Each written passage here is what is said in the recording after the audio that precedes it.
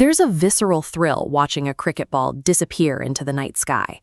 Lately, fans are seeing it happen a lot more.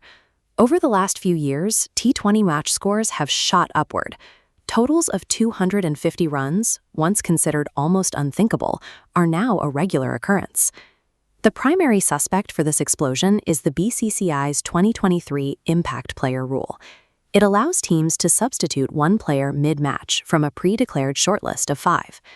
Many fans and analysts believe that by artificially pumping up the scoreline, this single substitution loophole has ruined the sport's competitive balance. To be fair, T20 scores are naturally rising across the globe. Better bats, shorter boundaries, and evolved hitting techniques are inflating totals everywhere, from Australia to the Caribbean. This graph shows a synthetic IPL, an economic model built from an average of 5 global T20 leagues that did not change their rules. From 2012 to 2022, the real IPL tracks its synthetic twin almost perfectly. Looking at the exact same chart for 2023 and beyond, we see a sharp upward break. The data isolates the impact player rule as the direct cause of an additional 12 to 15 runs per innings, entirely separate from global trends. Injecting this many runs into an innings creates a massive, one-sided burden for whichever team is forced to chase the new target. You might assume managers use this substitution to make clever, reactive tactical adjustments on the fly, based on the match situation. They don't. Teams follow a rigid formula.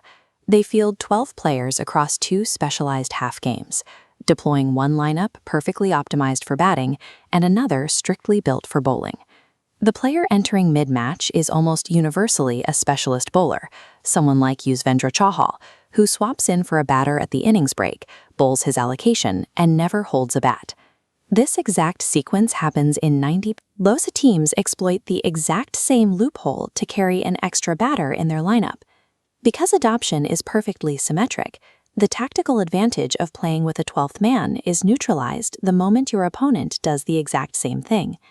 This creates a statistical paradox. Despite the injection of a dozen extra runs per innings, the statistical probability of actually winning the match has not moved. This chart maps chase success rates over time.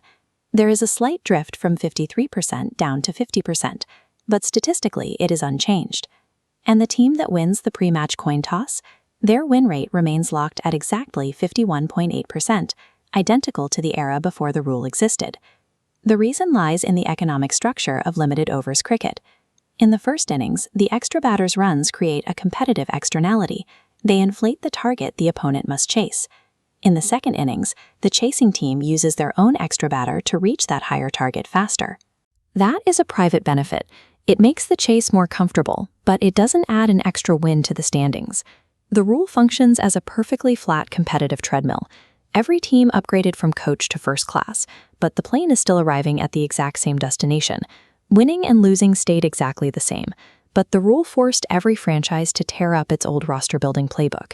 Historically, a standard squad had an absolute constraint. Those exact same 11 players had to survive both the batting and the bowling phases of the match. That specific constraint created the all-rounder, the rare athlete capable of solving 2 problems at once.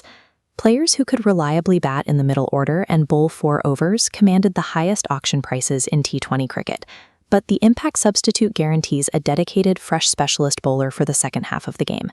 Teams simply never need to ask their batters to step up and bowl part-time overs anymore. The data proves the shift. Since the rule's introduction, the volume of part-time bowling coming from top-order batters has plummeted by a staggering 38%.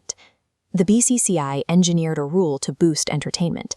They succeeded, but in the process, they rendered the sport's most versatile athletes structurally unnecessary.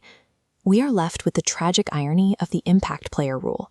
The crowds get bigger scoreboards, the standings remain identical, and the all-rounder sits in the waiting room with a bat and a ball.